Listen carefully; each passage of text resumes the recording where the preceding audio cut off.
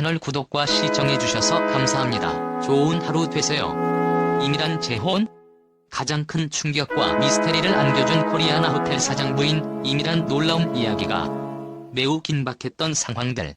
방용훈 코리아나 호텔 사장 부인 이미란이 가족들에게 학대를 받다가 자살했다는 실로 놀라운 이야기가 PD수첩을 통해서 공개되었죠. 방용훈 부인 이미란이 죽기 전에 자필 유서를 남겨놓았는데 그녀가 남긴 유서에는 놀랍게도 그녀가 수개월 동안 지하실에 감금당하는 등 가족들로부터 심한 학대를 당했다는 내용이 포함되어 있어서 큰 충격과 놀라움을 안겨주고 있습니다. 오늘은 21세기 들어 재벌가에서 터진 사건 중에서 가장 큰 충격과 미스테리를 안겨준 이미란 사망 사건을 재조명해보려고 합니다. 지난 2016년 9월 2일 오전 11시경 한강의 방화대교 아래에서 어떤 중년 여성의 시신 하나가 발견되었는데 이 시신은 놀랍게도 방용훈 코리아나 호텔 사장 부인 이미란이었답니다. 이미란은 하루 전날 한강의 다리에서 투신해서 자살을 시도해서 하루 만에 싸늘한 시신으로 발견이 된 것입니다. 이미란의 남편은 조선일보 사장의 동생으로 현 코리아나 호텔 사장인 방용훈이었는데 이렇게 재벌가의 아내로서 떵떵거리고 살아가던 위세 높은 안방마님이 어떻게 56세 한창 나이의 죽음을 선택하게 된 걸까요? 조선일보 가문의 며느리로 시집을 와서 이남 이녀의 자녀까지 낳아 기르면서 코리아나 호텔 사장의 사모님으로서 누구보다도 호화롭고 행복한 안방마님으로 살아왔던 이미란이 이렇게 갑작스러운 자살을 선택했다는 것 자체가 큰 충격이었답니다. 경찰 조사 결과에 따르면 방용훈 사장 부인 이미란은 스스로 한강물에 투신한 것으로 자살을 했다고 사실이 밝혀졌습니다. 그러면 준재벌가의 며느리이자 안방마님으로서 떵떵거리면서 잘 살았던 그녀가 자살을 선택한 이유는 무엇이었을까요? 그녀의 자살 이유를 확실한 알려줄 단서가 그녀의 자동차 안에서 발견되었는데 그녀의 차 안에서 그녀의 절절한 심경이 담긴 7장의 유서가 발견된 것입니다. 장성한 4명의 자녀들까지 두고서 호텔 사장 부인으로서 남부럽지 않게 화려한 삶을 살았던 이미란이 자살을 선택할 수밖에 없었던 그 무엇이 존재했다는 것입니다. 그녀의 유서에는 놀랍게도 그녀가 자신의 남편 방용훈에 대한 원망과 회한이 가득 담겨 있었답니다. 그녀의 유서는 너무나도 원망스러운 남편에게 당신이 뒤에서 가한 가혹한 악행을 밝히고 제 억울함을 세상에 알릴 길은 자살밖에 없습니다라고 시작되고 있습니다. 이미란의 유서에서는 그동안 그녀의 가슴에 한이 맺히고 사무쳤던 자신의 억울함을 밝힌 사연들이 구구절절히 나열하고 있었습니다. 이미란은 자신의 목숨을 던져서라도 코리아나 회장이자 자신의 남편인 방용훈이 그동안 자행한 악행을 세상에 널리 알리고자 했던 것으로 보입니다. 그녀가 남겨놓은 유서에는 그녀가 죽기 전에 그녀에게 닥쳐왔던 매우 긴박했던 상황들이 적나라하게 기록되어 있었답니다. 그녀의 유서에는 자신이 남편으로부터 학대를 당해왔다는 내용과 그녀가 자녀들에 의해서 사설구급차에 강제로 태워져서 집으로 쫓겨난 사실들이 적나라하게 적혀있어 큰 충격을 주고 있습니다. 이미란이 자살을 하기 10일 전인 2016년 8월 22일 날 이미란은 자신의 집에서 자신의 아들과 딸들에 의해서 강제로 응급차에 태워지는 긴박한 상황에 처해 있었습니다. 2016년 8월 22일 날 이미란은 4명의 자녀들에게 포위되어 있었는데 딸과 아들은 그녀의 팔과 다리를 붙들고는 강제로 응급차에 태우려 하고 있었고 이미란은 끌려가기를 거부하면서 발버둥을 치고 있었답니다. 놀랍게도 이미란은 자신이 낳은 친자식들에게 강제로 차에 태워져서 어디론가 끌려가는 긴급한 상황이었습니다. 끌려가지 않으려고 완강히 버텼지만 자식들의 완력에 의해서 그녀는 강제로 응급차에 태워졌고 행선지를 알 수 없는 어디론가로 이송되는 상황이었답니다. 이러한 절박한 순간에 이미란은 이송대원들을 간곡하게 설득해서 그 응급차에서 탈출할 수 있었고 간신히 자신의 친정집으로 도망칠 수 있었습니다. 그녀가 응급차에 실려 끌려가고 있었던 곳은 혹시 정신병원이 아닐까 하는 의혹이 생깁니다. 아무튼 이미란은 납치로부터 간신히 탈출해서 자신의 친정집에 무사히 도착할 수 있었는데 그 당시 그녀는 온몸에 시퍼런 멍이 들었고 옷에 여러 군데가 찢겨지는 등 만신창이가 다 되어서 친정집에 도착한 것입니다.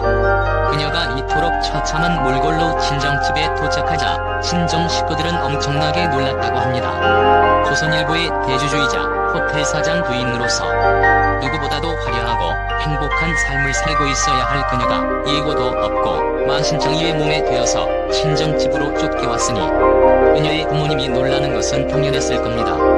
이렇게 방영훈부인 이미란이 자신의 집에서 친자식들에게 폭행을 당하고 강제로 쫓겨난 데에는 매우 놀랄만한 사연이 숨겨져 있었습니다.